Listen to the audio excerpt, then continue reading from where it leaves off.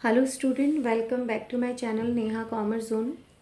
Today we are going to start GST Goods and Service Tax for class 11.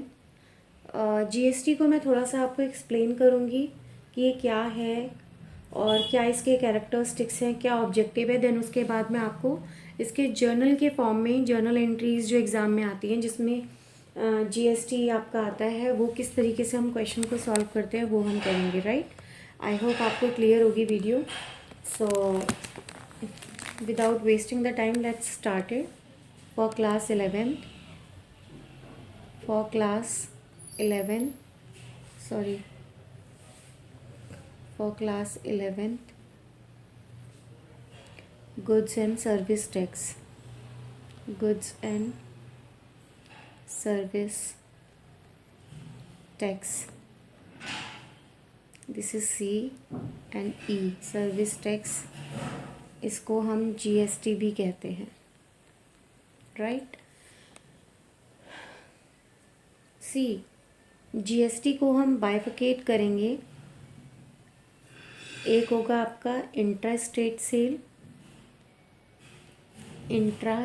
Cell और दूसरा होगा आपका inter state sale.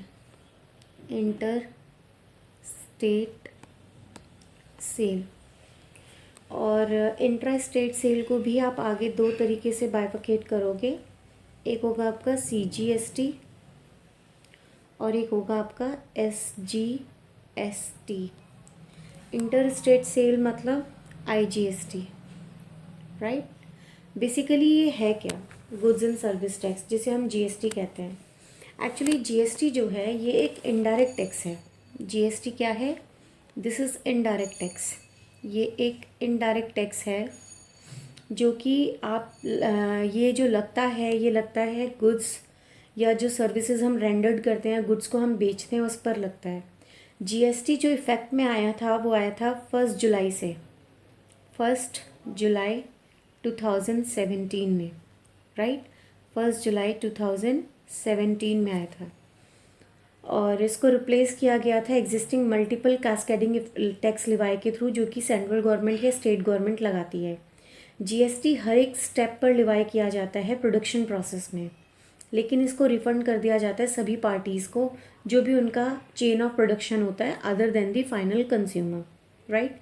GST को हमने डिवाइड किया है 5 टैक्स स्लैब्स में ताकि हमें टैक्स का कलेक्शन मिल सके। तो वो 5 कलेक्शंस क्या हैं? वो एक है आपका 0%, दूसरा है आपका 5%, तीसरा है आपका 12%, चौथा है आपका 18% और फिफ्थ है आपका 28%। ये हमारे कुछ 5 टैक्स स्लैब रेट्स हैं, 5 टैक्स स्लैब्स हैं टैक्स के कलेक्शन के लिए, except petroleum product and alcoholic drink. लेकिन आपको ये याद रखना है कि ये किन पर एप्लीकेबल नहीं है, accept petroleum products,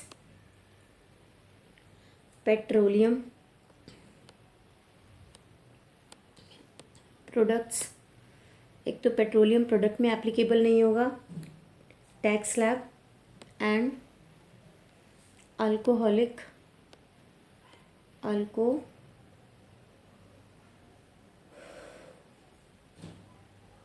just a minute, alcoholic drinks,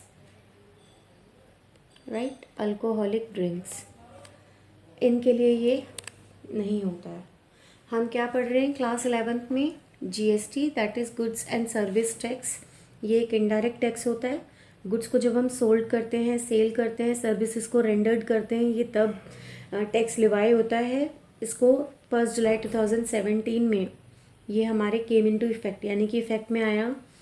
और GST is levied at every step in the production process, ठीक है, but it is refunded to all the parties in chain of production but other than the final consumer. Goods and services को जो divide किया है 5 tax slabs में किया है tax के कलेक्शन के लिए, that is 0%, 5%, 12%, 18%, 28%।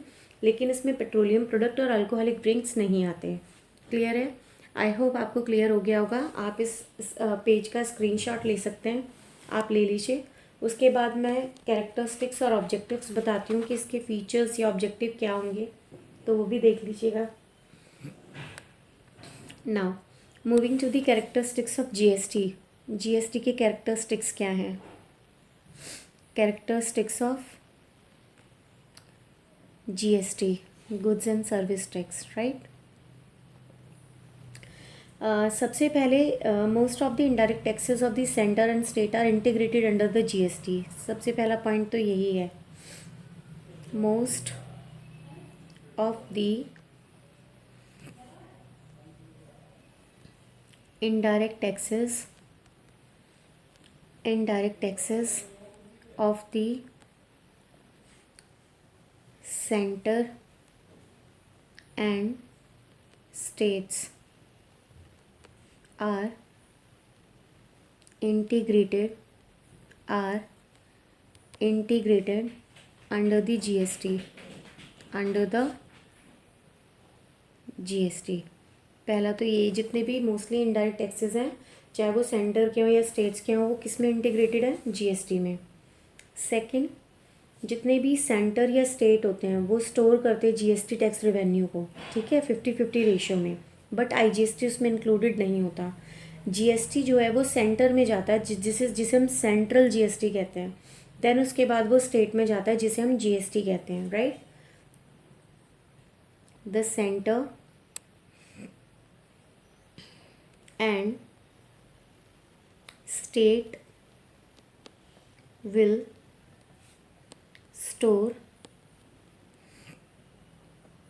GST tax revenue, ठीक है, GST tax revenue at 50:50 ratio, right, except the IGST, the GST going to the center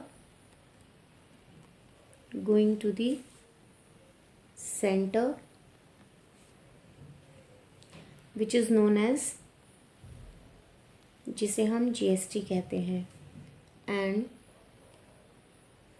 that goes to the state is known as, उसको हम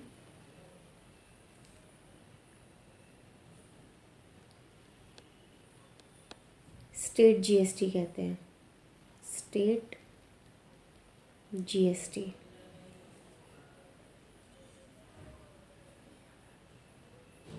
इसे हम सेंट्रल जीएसटी कहते हैं। जीएसटी जो integrate है वो गुड्स और सर्विस दोनों पर है, एक यूनिफाइड टैक्स रिजाइम है ये, ठीक है। और गुड्स एंड सर्विसेज को इम्पोज करते थे और एडमिनिस्ट्रेट भी करते हैं डिफरेंटली। तो थर्ड पॉइंट आप लिखेंगे, जीएसटी इंटीग्रेट्स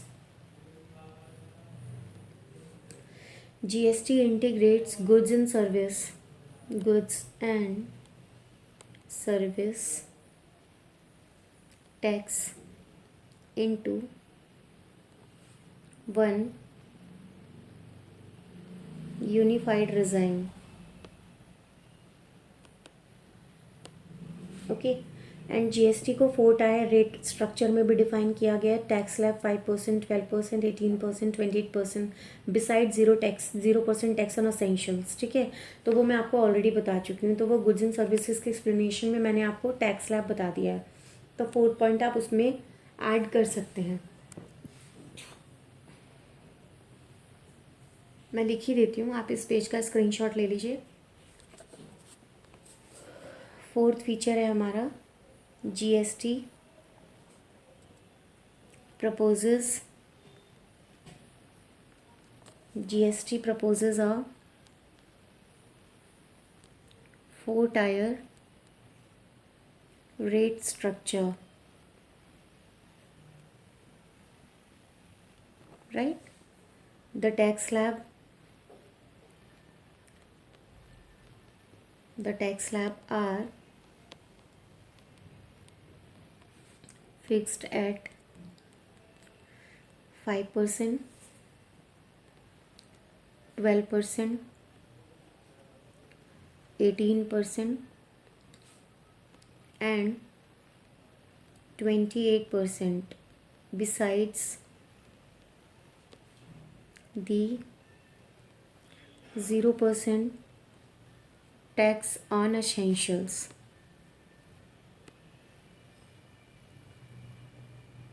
Right? अभी what are the objectives of goods and services tax? Goods and services tax के objectives क्या होते हैं वो भी एक बार देख लेते हैं, फिर हम जर्नल की फॉर्म में इसको समझेंगे, इसके क्वेश्चन को किस तरीके से करना है. Now objectives of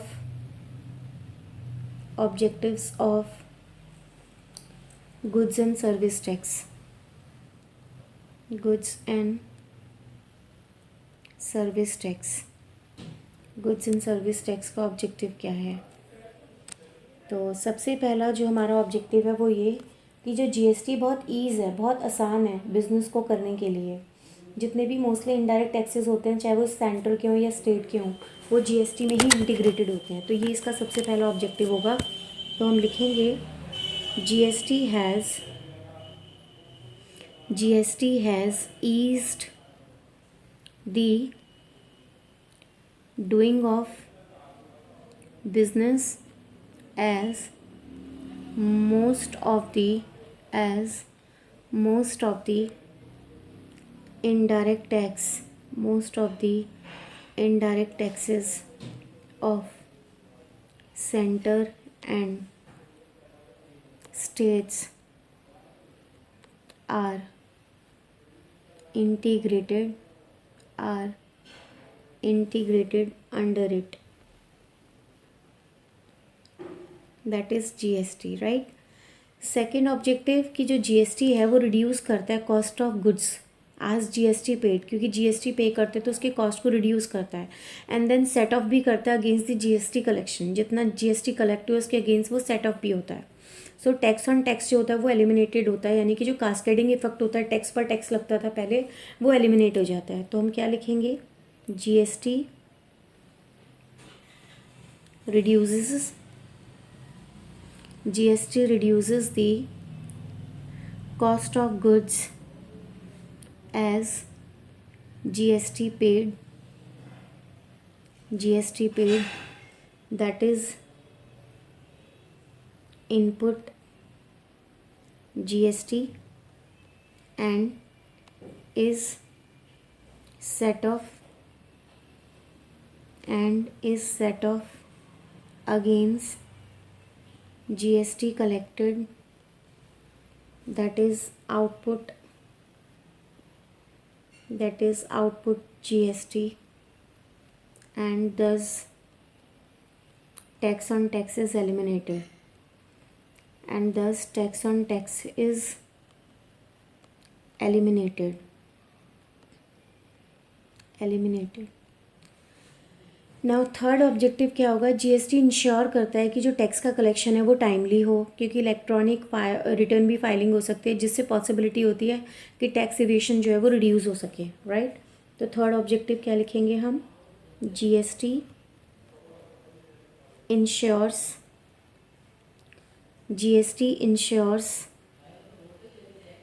timely collection.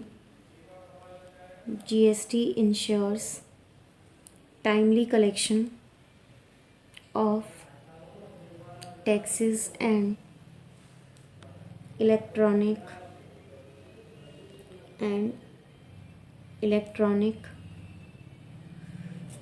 return filing,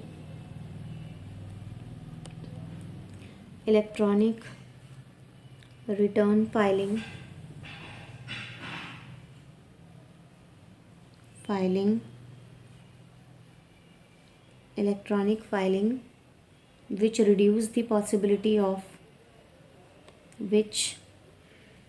reduces the possibilities of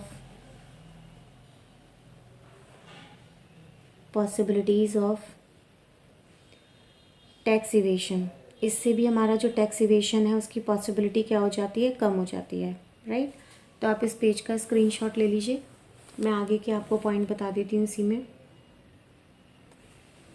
next है कि जब जीएसटी को इंट्रोड्यूस किया गया, इंट्रोडक्शन ऑफ जीएसटी जो है वो क्या करता है, वो रिमूव करता है मल्टीपल इनडायरेक्ट टैक्सेस को, ठीक है। It will also increase foreign direct investment also in the country. So right it down, introduction of GST and removal of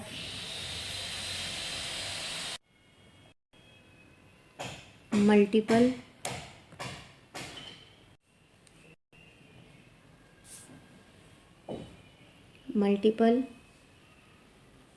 indirect taxes will increase foreign direct investment also in the country। यानी कि हमारी country में foreign direct investment भी increase होगा इससे। And fifth objective क्या होगा, GST integrate करता है गुड्स को भी सर्विस टैक्स को भी एक यूनिफाइड टैक्स रिजाइम में, जिससे जितनी भी अननेसेसरी इनडायरेक्ट टैक्सेस होते हैं उनको भी एलिमिनेट किया जा सकता है। तो फिफ्थ ऑब्जेक्टिव लिखेंगे, GST integrates goods and service tax into one unified tax regime by eliminating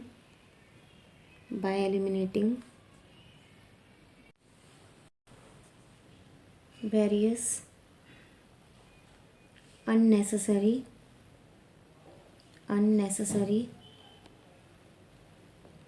indirect taxes. तो जीएसटी इंट्रोड्यूस होने से मल्टीपल इनडायरेक्ट टैक्सेस जो होते हैं वो रिमूव होते हैं, जिसकी वजह से फॉरेन डायरेक्ट इन्वेस्टमेंट हमारे देश में बढ़ता है।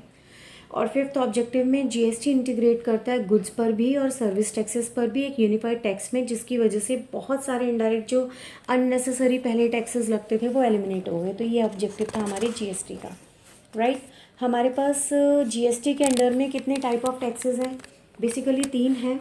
तो आप इस पेज का स्क्रीनशॉट ले लीजिए, मैं आपको टाइप ऑफ टैक्सेस बताती हूँ under the GST. Types of taxes under GST, right. तो जो जीएसटी के टाइप्स हैं, जीएसटी के अंडर में वो 3 टाइप्स हैं। पहला है हमारा सेंट्रल जीएसटी, जिसे हम सीजीएसटी भी कहते हैं।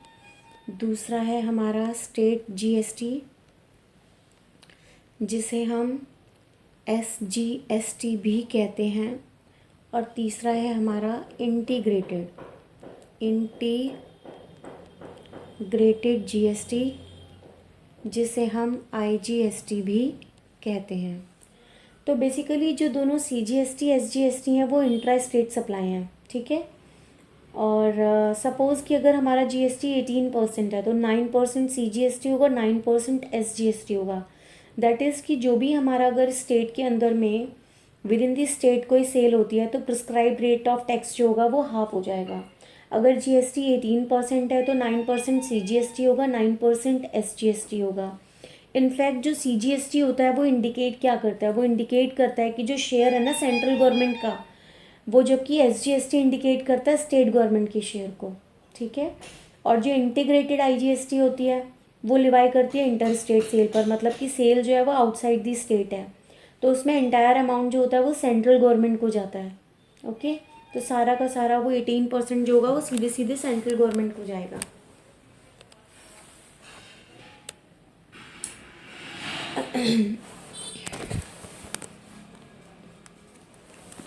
जीएसटी आप पे करते हो इनपुट सीजीएसटी के नाम से, इनपुट एसजीएसटी और input IGST.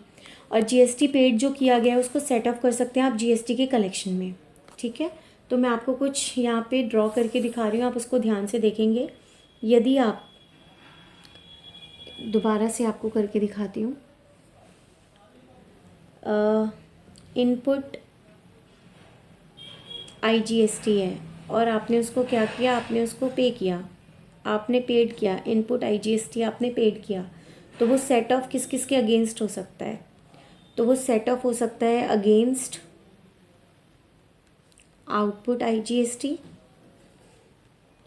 Output IGST, then output CGST, then output SGST, right.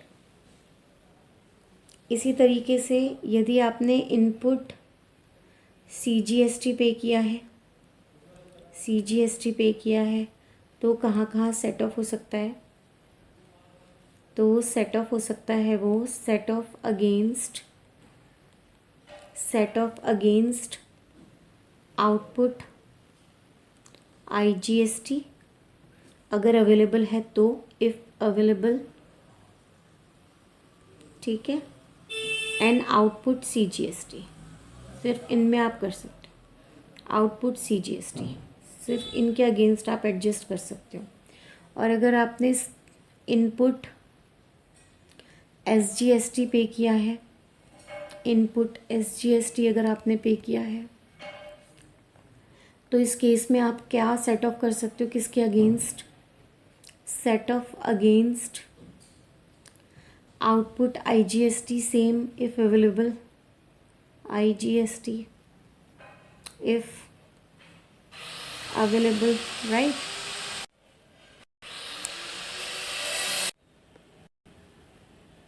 If available, और आउटपुट एसजीएसटी, राइट। तो बेसिकली आपको ये चीज़ याद रखनी है कि अगर हमने आईजीएसटी इनपुट पे किया है तो हम उसे सेट ऑफ कर सकते हैं आउटपुट आईजीएसटी से, सीजीएसटी से, एसजीएसटी से। लेकिन अगर आपने इनपुट सीजीएसटी पे किया है तो आप सिर्फ सीजीएसटी आउटपुट से उसको एडजस्ट कर सकते हो, आईजीएसटी से कर सकते हो यदि अवेलेबल हो। और अगर आपने इनपुट एसजीएसटी पे किया है तो आप आउटपुट एसजीएसटी से सेट ऑफ कर सकते हो, और अगर आईजीएसटी से भी कर सकते हो यदि अवेलेबल हो तो।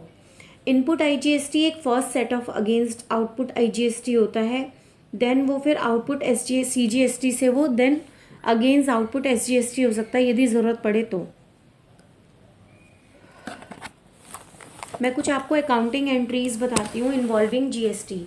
जीएसटी के अंदर किस तरीके से हम अकाउंटिंग एंट्री करते हैं, तो वो एक बार नोट डाउन कर लीजिए, इस पेज का स्क्रीनशॉट ले लीजिए।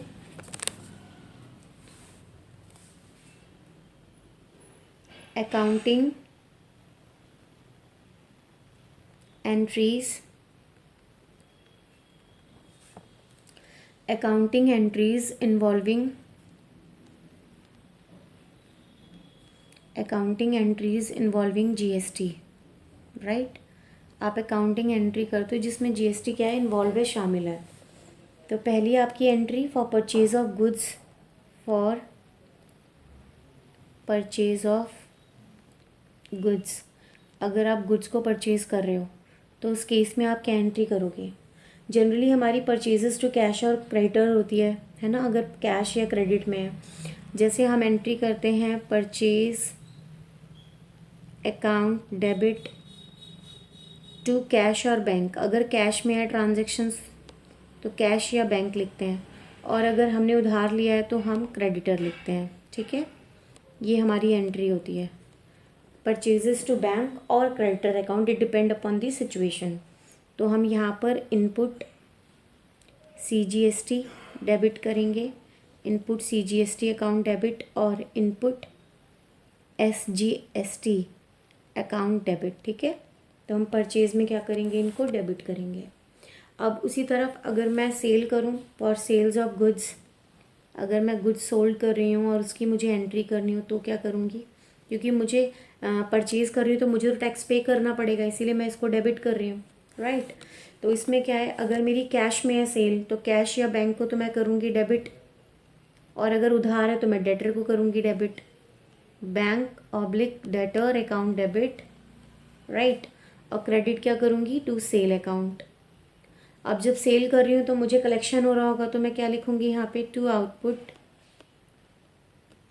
CGST अकाउंट, क्रेडिट में टू आउटपुट SGST अकाउंट। ठीक है, इस पेज का आप स्क्रीनशॉट ले लीजिए। अब मैं आगे आपको बताती हूँ यदि मैं एक्सपेंस की पेमेंट करती हूँ तो क्या होगा।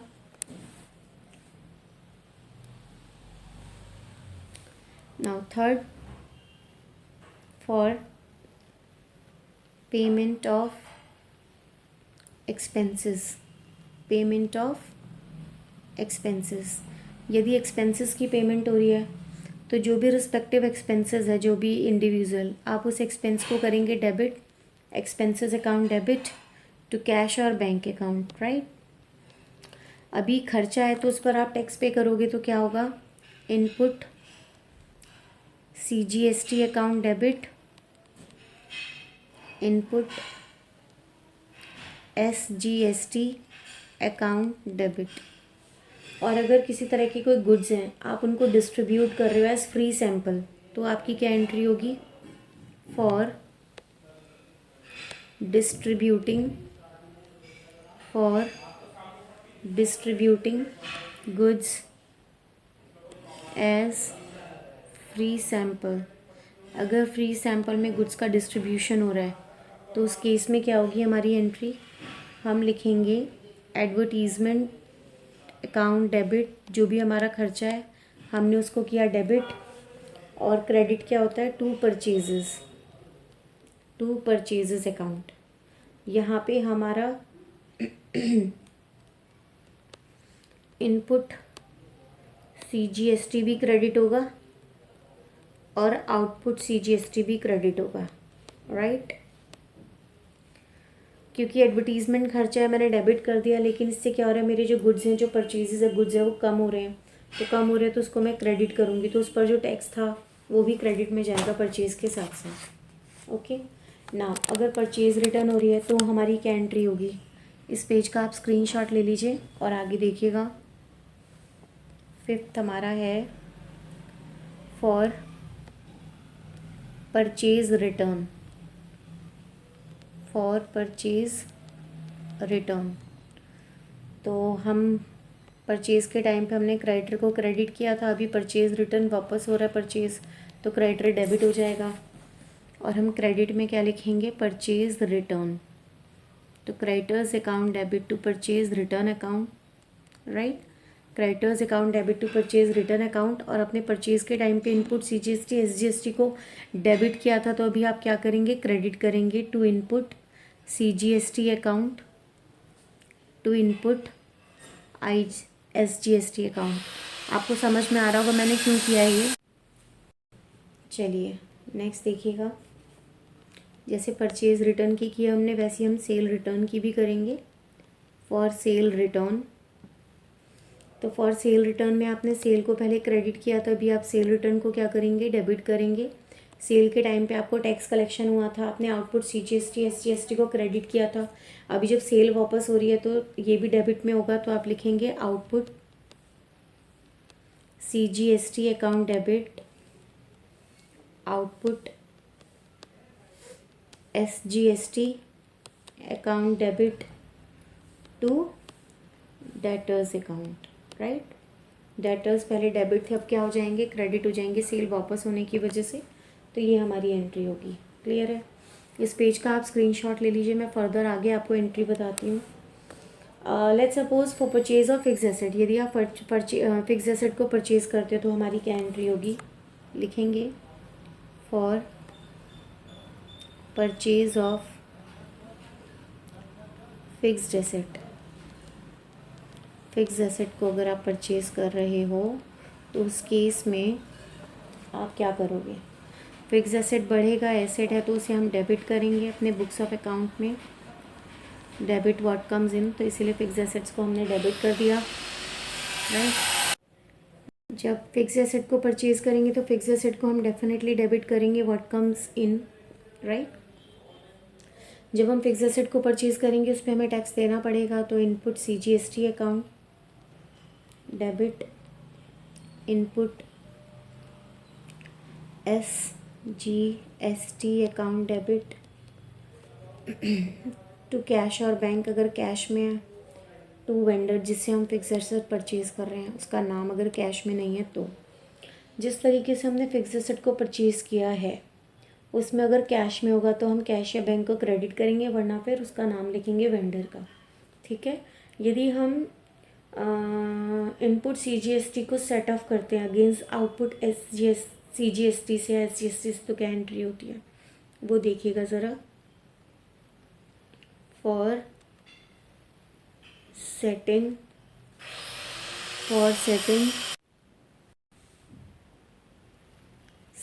Of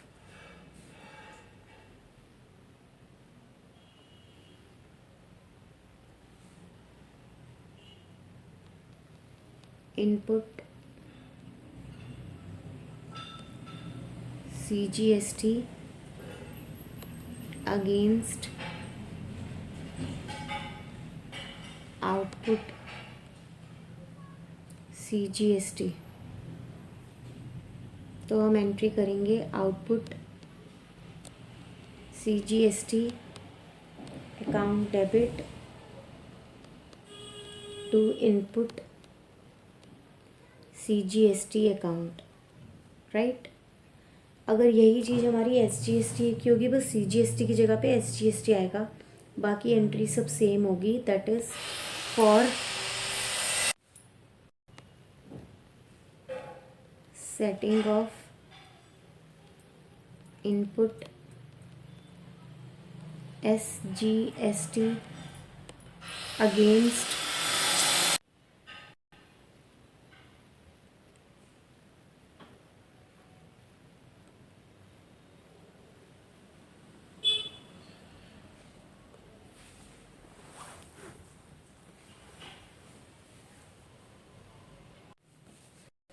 for setting of input SGST against output SGST, then entry would be output SGST account debit to input SGST account। तो इस तरीके से हमारी ये भी एंट्री होगी जब हम सेट ऑफ करेंगे इनपुट CGST को आउटपुट CGST के साथ, और सेट ऑफ करेंगे इनपुट SGST को आउटपुट SGST के साथ। तो आप इस पेज का स्क्रीनशॉट ले लीजिए। मैं आपको अब आगे फर्दर बताती हूँ कि हम IGST को सेट ऑफ करते तो आउटपुट IGST के अगेंस्ट तो क्या होता है, एंड लास्ट में हम GST को जब गवर्नमेंट को पे करते हैं तो क्या जर्नल एंट्री करते हैं, right.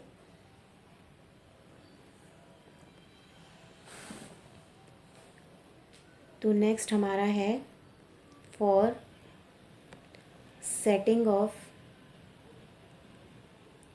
Setting off input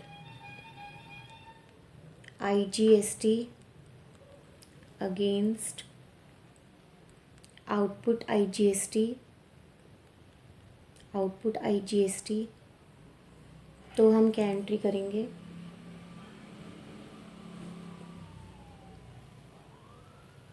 output IGST account debit to input IGST account, and last for payment of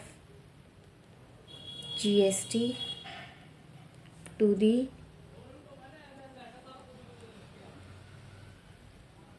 government. तो हमारी एंट्री होगी आउटपुट CGST अकाउंट डेबिट,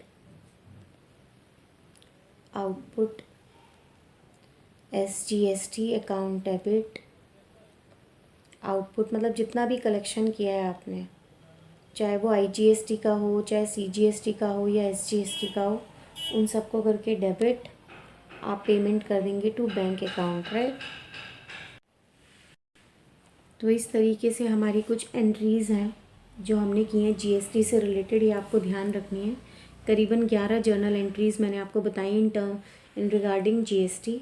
कुछ हम एंट्रीज़ के एग्जाम्पल के साथ जर्नलाइज करते हैं, उनकी जर्नल एंट्री कैसे पास होगी। अब तक मैंने जो आपको बताया वो कॉन्सेप्ट और उसकी जर्नल एंट्री क्या होगी वो मैंने आपके साथ डिस्कस किया। अब हम कुछ जर्नल एंट्री के एग्जाम्पल्स के साथ क्वेश्चंस को करते हैं, राइट। चलिए पहला एग्जाम्पल लेते हैं। पहला एग्जाम्पल है goods costing ₹5,000 were given as charity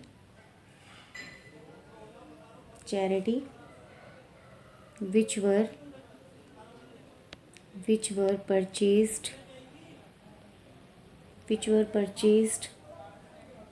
after payment of CGST and SGST at the rate 6% each.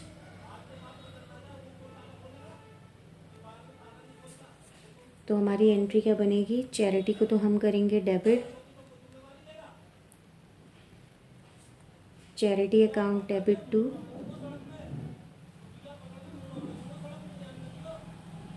Purchases account,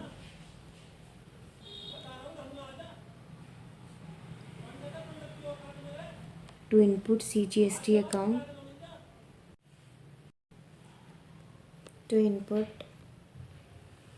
SGST account. Purchase तो आपका 5,000 से था, वो तो आपने लिखा ही। 5,000 का आप 6% निकालेंगे तो कितना आएगा, 5,000 का 6% निकालिए,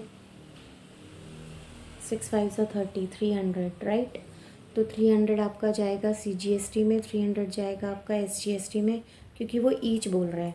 तो 6% दोनों में लगाया तो टोटल चैरिटी का अमाउंट आएगा 5,600। और नरेशन में आप क्या लिखेंगे, बीइंग गुड्स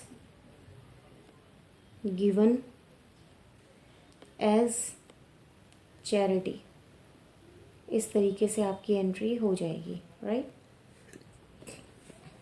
अभी आगे देखते हैं एक एग्जाम्पल और।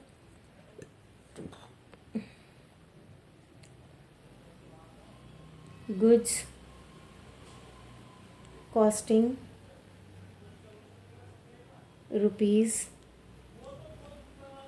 ₹2,000 were used by the proprietor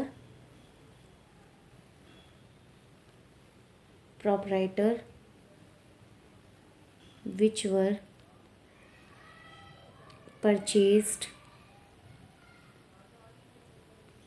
after payment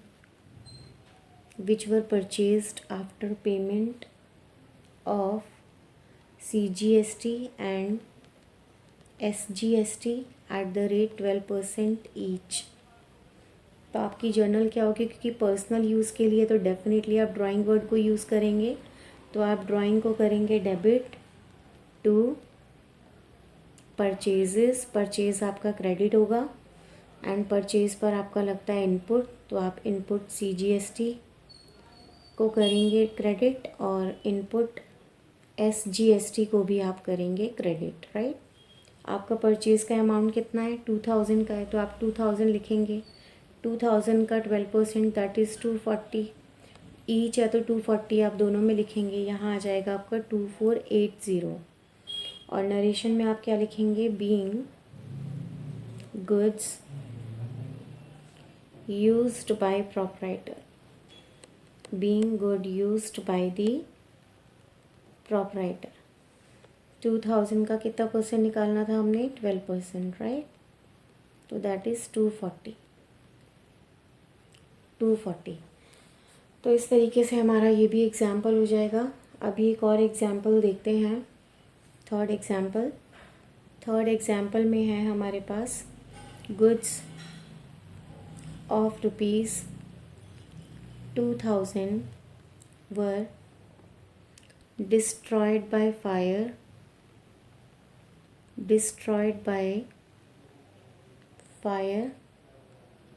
which were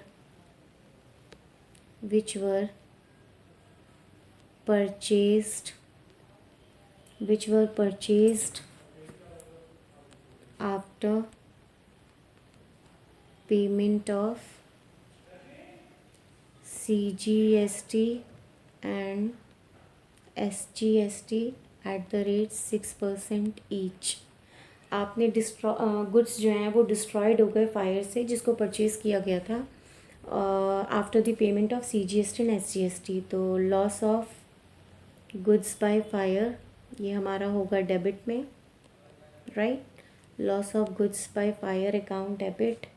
again हम परचेज़ को करेंगे credit to purchase account, then to output CGST account, to output SGST account. Purchase हमारा 2000 से था, 6% निकालेंगे तो नाउ कितना हो जाएगा ये हमारा 120। So total amount is 2240। 2000 का कितना निकालना था 6%, दैट इज़ 120। और नरेशन में आप क्या लिखेंगे, being goods destroyed by fire, right. अभी हम नेक्स्ट करते हैं एग्जाम्पल। इसका आप स्क्रीनशॉट ले लीजिए। नेक्स्ट है हमारा 4th example, goods costing ₹1 lakh were sold to Ram at a profit of 25% on cost, right, less than 10% trade discount plus CGST and SGST at the rate 6% each। Goods 1 lakh के sold किए राम को, 25% जो cost था उस पर 25% का profit and जो, ठीक है, और ट्रेड डिस्काउंट 10% और उसमें प्लस करेंगे 6% का CGST और SGST। तो इसका क्या होगा, राम टू सेल। तो आप क्या लिखेंगे, Ram account debit to sale account. ये तो हमारी एंट्री होगी ही जनरल जो होती है। अब क्योंकि सेल कर रहे हो तो आपको टैक्स पर लिखना पड़ेगा जो कलेक्शन हो रहा है, output CGST account, right, to output SGST account. अब अमाउंट कितना लिखेंगे वो देखना है एक बार। तो हमारा सेल में आएगा अमाउंट 112,500। अब ये 112,500 कहाँ से आया, जो हमारा सेल का अमाउंट है। हम 1 लाख की जो हमारी गुड्स थी सेल की, वो हमने लिखा 1 लाख, उस पर 25% आपने प्रॉफिट जोड़ा, तो 1 लाख का आपका 25% आ गया कितना, 25,000 आपने इसमें प्लस किया तो कितना आया, 1 लाख में आपको प्लस करना है 25,000, दैट इज़ 1,25,000। अब आपने इसका जो ट्रेड डिस्काउंट है 10% वो माइनस करना है, दैट इज़ 12,500। आपने माइनस किया तो कितना आ गया, 112,500। ये आपका अमाउंट आ गया, ठीक है। तो ये हमारा इस तरीके से अमाउंट आएगा। अब आप इस पर लगाएंगे टैक्स आपका लगेगा 6%, राइट। जो टैक्स का अमाउंट आएगा, आप टैक्स का अमाउंट कैसे निकालोगे, जो आपका 11250 आया है, राइट, तो आप उसका निकालेंगे 112,500 मल्टीप्लाई में 6%, तो आपका कितना आ गया, वो आ गया 6750। तो आप लिखेंगे यहाँ पे 6750 और राम में टोटल अमाउंट कितना आ जाएगा, अमाउंट जोड़ के 126000। इस तरीके से आप ये अमाउंट लिखेंगे। और नरेशन में क्या लिखेंगे आप, मैं इधर लिख देती हूँ, स्पेस कम है। नरेशन में आप लिखेंगे being good sold to Ram, being good sold to Ram. इस तरीके से आपकी एंट्री जो है वो हो जाएगी। आई होप आपको क्लियर हो गया होगा एक एग्जाम्पल। आप इसका स्क्रीनशॉट ले लीजिए। अब एक और एग्जाम्पल करते हैं हम इसी में।